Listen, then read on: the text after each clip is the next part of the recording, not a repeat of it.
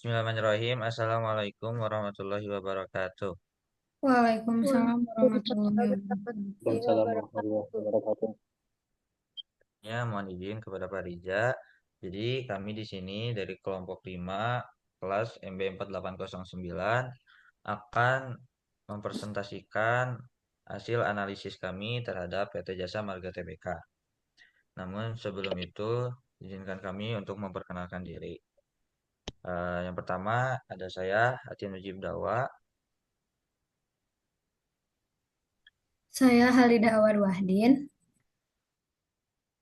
Saya Erina Nailahania. Saya Wiami Khalida Mahyar. Saya Zara Maulana Putri. Saya Malik Ibrahim Arantisi. Saya Muhammad Zarfan Haungan. Baik, untuk selanjutnya yaitu profil perusahaan PT Jasa Marga Tbk yang akan dijelaskan oleh teman saya. Pada hari dipersilakan. Baik, perkenalkan nama saya Halida Awad Wahdin dan di sini saya akan menjelaskan terkait profil bagan perusahaan, bidang usaha, layanan, dan juga anak perusahaan. Yang pertama ada profil. PT Jasa Marga merupakan perusahaan milik negara yang bergerak di bidang pengelolaan jalan tol dan PT Jasa Marga juga sangat berperan penting dalam membangun, mengoperasikan, dan juga memelihara infrastruktur yang ada.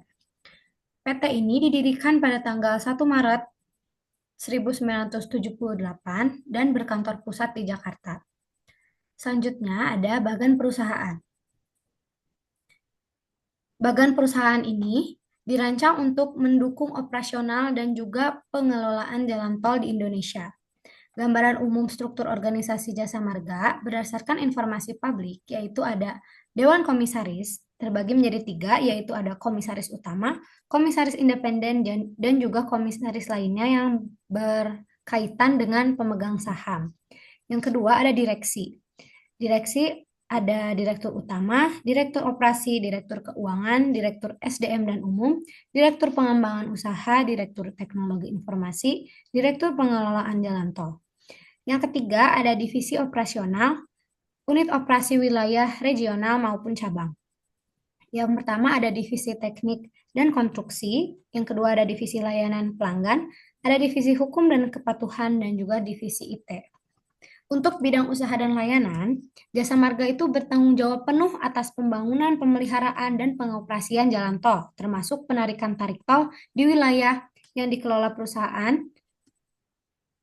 Perusahaan ini juga menawarkan jasa lain seperti penyewaan lahan di sekitar jalan tol untuk mendukung infrastruktur yang lebih baik. Lalu yang terakhir ada anak perusahaan. Jasa Marga memiliki 2 anak perusahaan, yaitu ada PT Jasa Marga Toll Road Operator dan juga PT Jasa Marga Related Business. Selanjutnya akan dijelaskan oleh teman saya. Baik, sebelumnya perkenalkan nama saya Zara Maulana Putri dan saya akan menjelaskan visi misi dan tujuan PT Jasa Marga Tbk. Yang pertama, visi misi jasa PT Tbk ini adalah menjadi perusahaan jalan tol nasional terbesar, terpercaya, dan berkesinambungan. Lalu ada misinya, yang pertama, mewujudkan percepatan pembangunan jalan tol, yang kedua, menyediakan jalan tol yang efisien dan andal, yang ketiga, meningkatkan kelancaran distribusi barang dan jasa.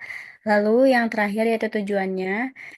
Tujuannya didirikan PT Jasa Marga Tbk adalah untuk ikut serta melaksanakan dan menunjang kebijaksanaan dan program pemerintah di bidang ekonomi dan pembangunan nasional pada umumnya, khususnya pembangunan di bidang pengusahaan jalan tol dengan sarana penunjangnya dengan menerapkan prinsip-prinsip. Terima kasih. Lalu selanjutnya akan dijelaskan oleh rekan saya.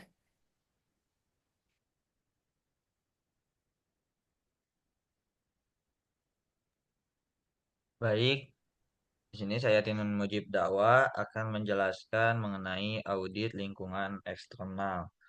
Yang pertama yaitu politik. Nah, kondisi politik ini di Indonesia memiliki dampak signifikan terhadap operasional PT Jasa Marga Tbk.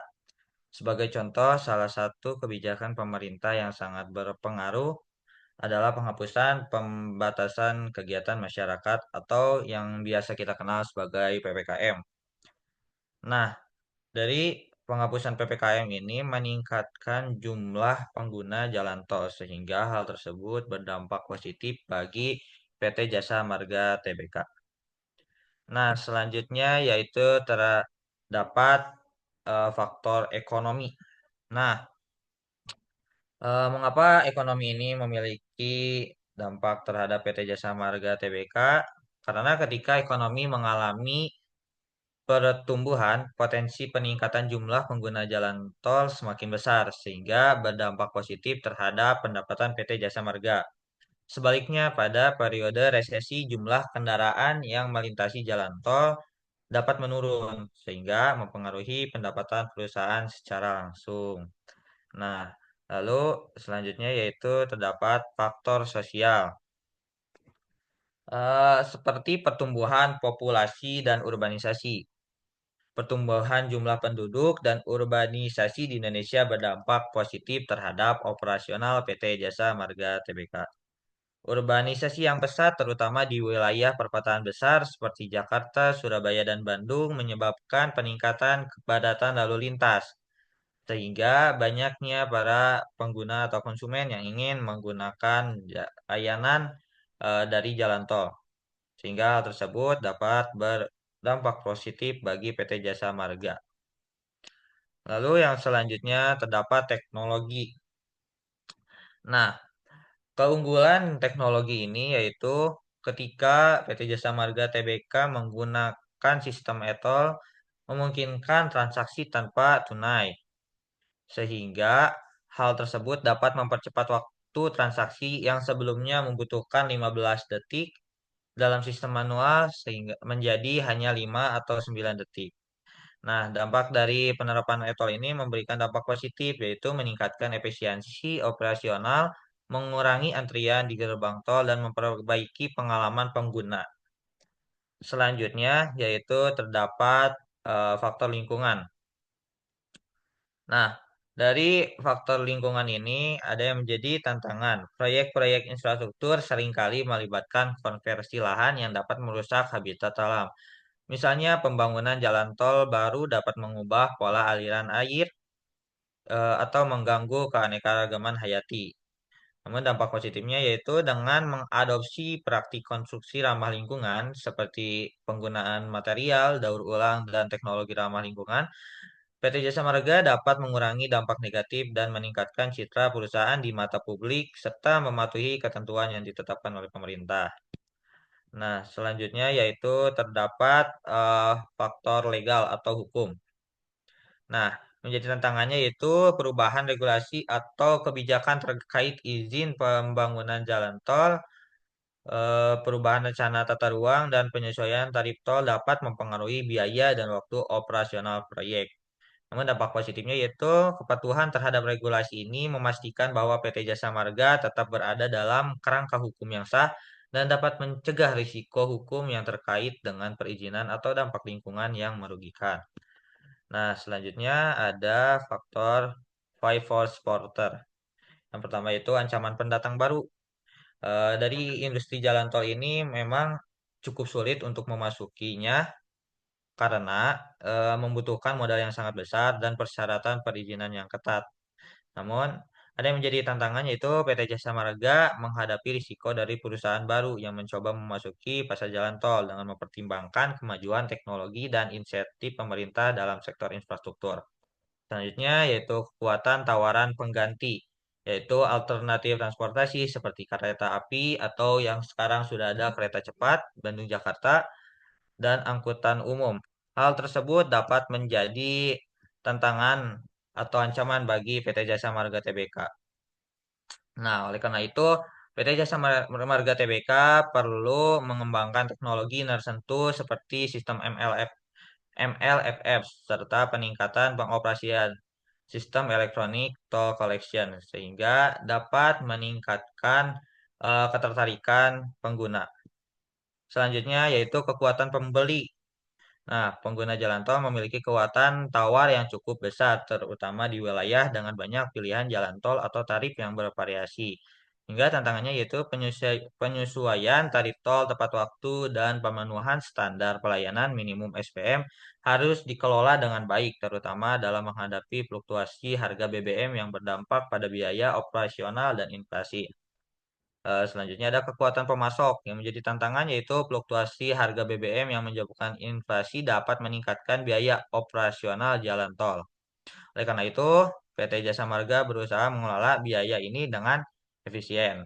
Baik, untuk selanjutnya yaitu persaingan di dalam industri.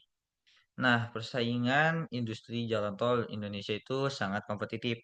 Oleh karena itu, PT Jasa Marga harus terus mengembangkan lini bisnis prospektifnya seperti pengelolaan properti dan tempat istirahat, serta memperkenalkan layanan baru untuk meningkatkan pendapatan selain dari tarif tol. Nah, yang terakhir yaitu hasil analisis lingkungan eksternal. Jadi berdasarkan analisis faktor-faktor eksternal yang mempengaruhi PT Jasa Marga Tbk, dapat disimpulkan bahwa perusahaan beroperasi dalam sebuah konteks yang sangat dinamis dan penuh tantangan. Faktor-faktor seperti kondisi politik dan ekonomi memberikan baik peluang maupun tantangan yang harus dihadapi dengan hati-hati. Aspek sosial dan lingkungan di sisi lain memegang peranan penting dalam menjaga reputasi serta keberlanjutan jangka panjang perusahaan. PT Jasa Marga harus bisa beradaptasi dengan perubahan pola perilaku masyarakat serta semakin ketatnya regulasi yang berkaitan dengan dampak lingkungan dari proyek-proyek infrastruktur jalan tol. Dan selanjutnya akan dijelaskan oleh teman saya. Nama saya Erina Nailahania. Di sini saya akan menjelaskan tentang audit lingkungan internal. Nah, pertama, audit lingkungan internal itu ialah proses sistematis yang dilakukan untuk menilai kinerja lingkungan suatu organisasi. Tujuan dari audit ini adalah untuk memastikan bahwa organisasi mematuhi peraturan lingkungan yang berlaku, mengidentifikasi potensi risiko lingkungan, serta mengevaluasi efektivitas kebijakan dan praktik lingkungan yang diterapkan. Pada bab ini, saya melakukan analisis lingkungan internal perusahaan melalui beberapa aspek yaitu manajemen, marketing, keuangan, produksi atau operasi, sumber daya manusia, penelitian, dan pengembangan. Yang pertama dari sisi manajemen. Audit lingkungan internal dari segi manajemen, PT Jasa Marga Tbk mencakup penilaian sistematis terhadap kebijakan, praktik, dan kinerja lingkungan perusahaan. Audit lingkungan internal di PT Jasa Marga Tbk harus dilakukan secara komprehensif untuk memastikan bahwa semua aspek manajemen lingkungan dievaluasi dengan baik. Hasil audit dapat membantu perusahaan dalam meningkatkan kinerja lingkungan, memenuhi kewajiban hukum, dan mencapai tujuan keberlanjutan yang lebih baik. Audit internal memainkan peran penting dalam memastikan bahwa seluruh program pengelolaan lingkungan berjalan sesuai rencana dan memberikan dampak positif bagi keberlanjutan perusahaan. Berdasarkan dokumen laporan tahunan Jasa Marga 2015, audit internal terkait aspek lingkungan dari segi manajemen mencakup beberapa elemen penting, yaitu yang pertama ada SPIP atau Sistem Pengendalian Internal Perusahaan, yang kedua ada pelaksanaan sertifikasi lingkungan, yang ketiga, ada rencana pemantauan dan pengelolaan lingkungan, yaitu RPL atau RKL. Yang keempat, ada biaya pengelolaan lingkungan. Lalu yang kedua, dari sisi marketing, audit lingkungan internal dari segi marketing di PT Jasa Marga Tbk bertujuan untuk memastikan bahwa strategi pemasaran dan komunikasi perusahaan selaras dengan prinsip keberlanjutan dan tanggung jawab sosial. Hasil audit ini dapat membantu perusahaan dalam memperkuat posisi mereka sebagai pelopor dalam praktik ramah lingkungan dan meningkatkan kepercayaan dari pelanggan serta masyarakat. Dalam PT Jasa Marga, ada beberapa aspek dari sisi marketing, yaitu pertama ada pengelolaan material ramah lingkungan, lalu yang kedua ada komitmen branditan, yaitu program pemasaran yang kampanye branding untuk mempromosikan inisiatif hijau dan berbasis keberlanjutan. Yang ketiga, pengawasan dan pengendalian lingkungan internal, audit mencakup pengendalian risiko yang relevan dan komunikasi lingkungan seperti memastikan integrasi nilai-nilai keberlanjutan dalam aktivitas pemasaran dan pemantauan strategi komunikasi terkait dampak lingkungan proyek jalan tol. Lalu yang ketiga, ada dari sisi keuangan. Audit internal di PT Jasa Marga Tbk berperan penting dalam menjaga integritas keuangan dan memastikan kepatuhan operasional serta lingkungan. Fungsi audit ini dilakukan di bawah pengawasan Komite Audit yang bertugas memantau laporan keuangan, manajemen risiko, dan kepatuhan terhadap peraturan guna mencegah adanya pelanggaran finansial dan meningkatkan akuntabilitas. Berikut ini adalah laporan keuangan PT Jasa Marga Tbk untuk periode yang berakhir pada 30 September 2024. Nah, yang pertama itu ada dari posisi keuangan neraca, yaitu ada aset total yang sekitar 151,76 triliun. Lalu ada liabilitas total 95,70 triliun, ekuitas total yaitu 56,7 triliun. Lalu ada kinerja keuangan atau laba rugi, pendapat totalnya sekitar 20,37 triliun. Lalu ada laba bersihnya sekitar 3,97 triliun dan penghasil komprehensifnya sekitar 4,11 triliun. Lalu ada dari sisi arus kas operasinya positif 4,46 triliun, kas dari investasinya negatif sebesar 7,20 triliun, yang sebagian besarnya itu digunakan untuk pengembangan jalan tol baru. Lalu ada arus kas dari pendanaan yaitu positifnya sekitar 11,82 triliun dan didukung oleh penerimaan utang bank dan penerbitan saham di entitas anak. Lalu ada kas dan setara kas akhir periode itu ada 13,52 triliun. Lalu ada dari yang keempat dari produksi atau operasi. Next slide. Audit lingkungan internal ini membantu PT Jasa Marga dalam mengidentifikasi area perbaikan mengelola risiko lingkungan dan berkontribusi pada tujuan berkelanjutan perusahaan. Di PT Jasa Marga terdapat beberapa poin-poin mengenai audit internal lingkungan dari segi produksi atau operasi.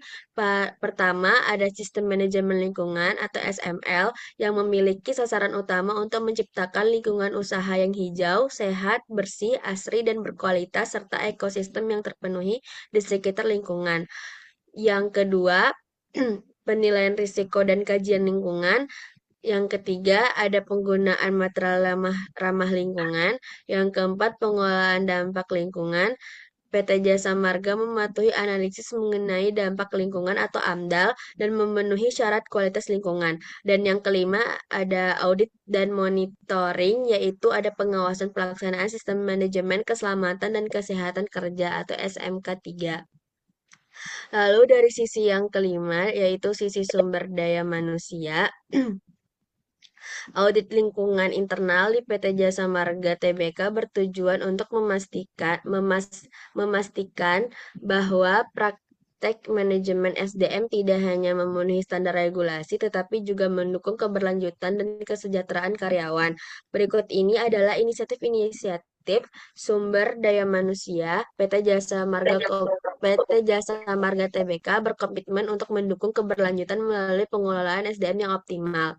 Yaitu yang pertama, ada pengembangan kompetensi, yaitu biaya pendidikan dan pelatihan SDM, lalu ada komitmen keberlanjutan ketenaga kerjaan, lalu ada dukungan terhadap hak asasi manusia.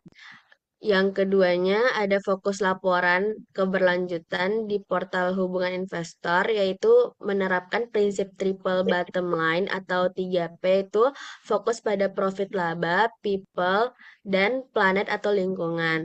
Lalu ada kepatuhan regulasi, kontribusi sosial, dan kinerja dan pencapaian terkait SDM. Lalu dari sisi yang keenam atau yang terakhir yaitu ada penelitian dan pengembangan. Audit lingkungan internal dalam R&D di PT Jasa Marga Tbk sangat penting untuk memastikan bahwa upaya penelitian dan pengembangan berkontribusi pada inovasi berkelanjutan memenuhi kebutuhan perusahaan dalam menghadapi tantangan di masa depan. Audit internal dari segi penelitian pengembangan mencakup beberapa inisiatif penting, yaitu yang pertama ada pembentukan Akademi Inovasi Teknologi. Itu PT Jasa Marga memiliki teknologi Innovation Academy sebagai bagian dari strategi pengembangan kemampuan inovasi karyawan. Akademi ini bertujuan untuk mengembangkan kemampuan peneliti di bidang teknologi jalan tol. Lalu yang kedua ada integrasi penelitian dengan keberlanjutan. Penelitian dan pengembangan diarahkan untuk mendukung Sustainable Development Goals atau SDGs. Perusahaan menyelaraskan topik material penelitian dengan tujuan pengembangan berkelanjutan untuk memastikan hasil yang relevan dengan proses bisnis. Lalu yang ketiga, ada evaluasi dan audit terintegrasi.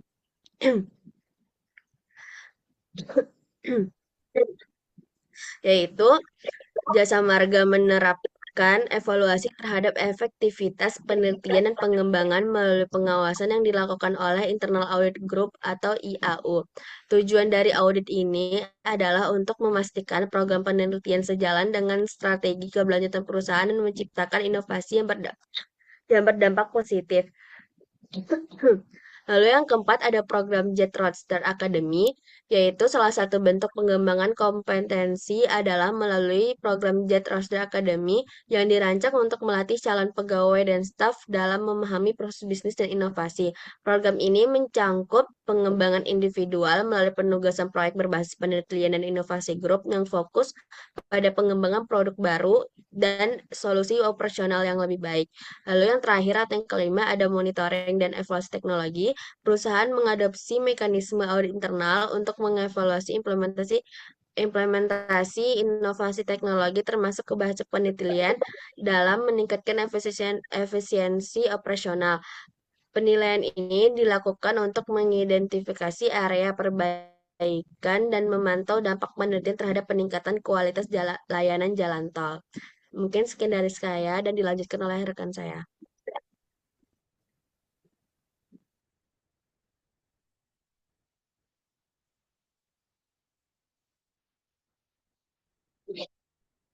Selanjutnya, strategi perusahaan. Yang pertama, strategi utama.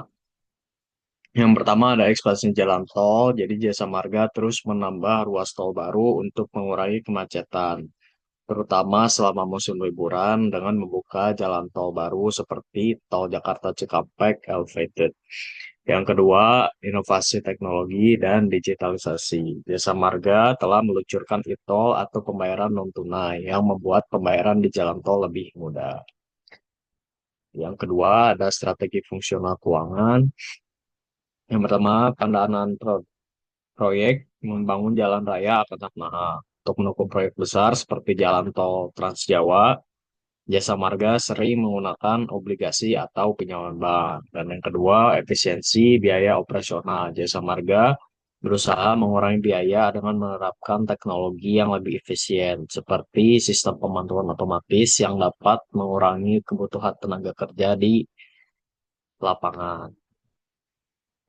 Dan yang ketiga ada strategi fungsional operasi. Pertama, pemeliharaan berkala. Untuk memastikan kondisi jalan tetap baik, Jasa Marga rutin melakukan pemeliharaan seperti perbaikan jalan, berlubang, dan pembersihan jalur. Selanjutnya, pengelolaan tenaga kerja yang efektif. Jasa Marga mengelola karyawannya dengan mengatur shift kerja yang efisien, terutama untuk tim yang membantu mengatur lalu lintas di lapangan. Sekian dari saya, selanjutnya bisa dilanjut oleh rekan saya.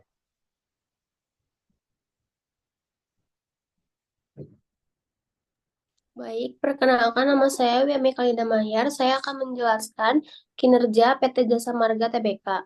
Pada tahun 2021, Jasa Marga Tbk membukukan kerugian sebesar 11 miliar per triliun 2021 karena penurunan pendapatan bersih dan tingginya biaya keuangan. Pada periode yang sama, tahun 2020, operator jalan tol milik BUMN ini mencetak laba sekitar 523 triliun, dan pada tahun 2023 PT Jasa Marga Tbk melaporkan kondisi kinerja perseroan selama tahun 2023 dengan laba bersih mencapai 6,8 triliun. Dalam rapat umum pemegang saham tahunan atau RUPST tahun buku 2023 Jakarta Rabu. Dikutip dari keterangan tertulisnya, Jasa Marga melaporkan pendapatan inti core profit sebesar 2,7 triliun dan laba bersih 6,8 triliun, di mana sebesar 4,1 triliun berasal dari kombinasi bisnis atas aksi korporasi yang dilakukan perseroan dan pada tahun 2024 menunjukkan kinerja positif selama 2024 dengan kembali mencatatkan sahamnya di indeks LQ45 pada Juli 2024 dan masih bertahan hingga saat ini. Pencapaian ini mencerminkan fundamental kinerja perusahaan pasca pandemi dan peningkatan kepercayaan jasa marga telah mengalami pemulihan signifikan. Saham ini hanya kembali stabil, tetapi juga semakin kuat, menunjukkan responsif pasar terhadap langkah strategis yang diambil perusahaan dalam menghadapi tantangan global. Next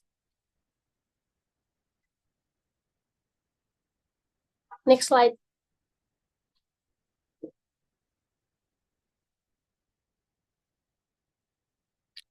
Di sini ada manajemen kinerjanya. Manajemen kinerja di PT Jasa Marga Tbk memiliki berbagai strategi maupun kebijakan untuk meningkatkan sumber daya manusia dan kinerja karyawan. Berikut adalah beberapa aspek penting dalam memanajemen kinerjakan di PT Jasa Marga Tbk ini. Yang ke-1 ada strategi peningkatan kinerja karyawan. Strategi peningkatan kinerja karyawan di dalamnya meliputi A. Pelatihan kompetensi. Perusahaan mengadakan pelatihan untuk meningkatkan keterampilan dan kompetensi karyawan yang dianggap sebagai investasi penting untuk mencapai tujuan perusahaannya. Di dalamnya dapat dikompensasikan yang adil dan kompetitif untuk memotivasi karyawan agar berprestasi lebih baik. Dan yang B, promosi jabatan. Kesempatan untuk promosi jabatan diberikan kepada karyawan yang menunjukkan kinerja yang baik sebagai bentuk penghargaan atas kontribusi mereka. Dan yang terakhir, yang C, pemberian penghargaan. Penghargaan diberikan kepada karyawan yang berprestasi untuk mendorong semangat kerja dan meningkatkan motivasi. Next.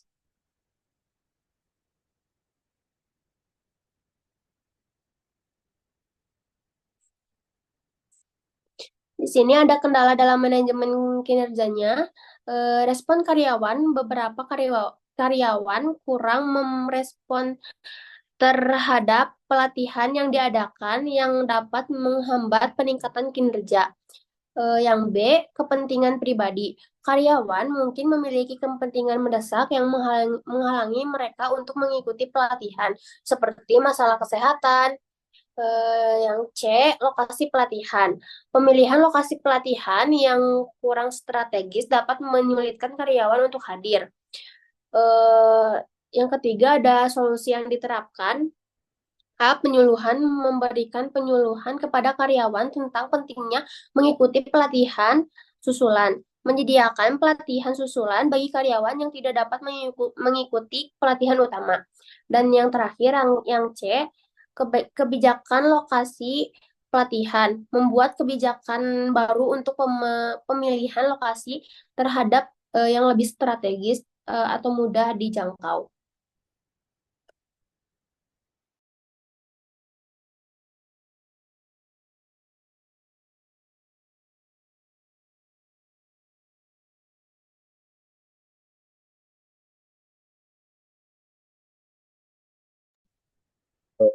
kemudian dari presentasi kelompok kami ini, saya akan mendapatkan benang merahnya berupa kesimpulan, penutup, dan saran.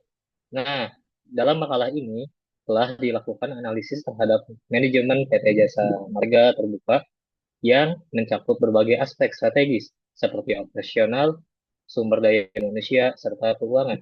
Studi ini memberikan wawasan mengenai bagaimana perusahaan memanfaatkan peluang dan menghadapi tantangan dalam industri pengelolaan jalan tol.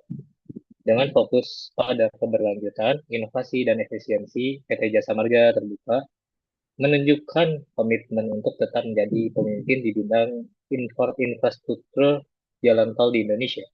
Kemudian kesimpulannya adalah berdasarkan analisis yang kami telah lakukan pada makalah tersebut, berikut beberapa kesimpulan yang kami simpulkan. Yang pertama ada PT Jasa Marga Tbk telah berhasil mengimplementasikan strategi manajemen yang inovatif seperti digitalisasi dalam pengelolaan tol dan peluncuran aplikasi berbasis teknologi untuk mendukung efisiensi operasional. Kemudian yang kedua ada kinerja keuangan perusahaan menunjukkan tren positif dalam beberapa tahun terakhir, meskipun terdapat tantangan akibat pandemi COVID-19 kemarin. Kemudian yang ketiga, aspek sumber daya manusia dan tanggung jawab sosial perusahaan atau disebut juga sebagai CSR mendapatkan perhatian yang signifikan dalam mendukung keberlanjutan dan reputasi perusahaan. Kemudian saran dari kami selaku penulis dan penganalisis makalah ini adalah yang pertama, penguatan teknologi dan informasi. Penguatan teknologi dan inovasi. Perusahaan perlu terus mengembangkan teknologi baru seperti sistem manajemen lalu lintas pintar, kemudian untuk meningkatkan efisiensi operasional dan pengalaman pengguna. Kemudian yang kedua, strategi diversifikasi pendapatan. Mengingat ketergantungan pada pendapatan tol, diversifikasi ke sumber pendapatan lain seperti pengelolaan rest area ataupun kerja sama strategis menjadi langkah penting dalam pengelolaan jalan tol ini. Mungkin cukup sekian dan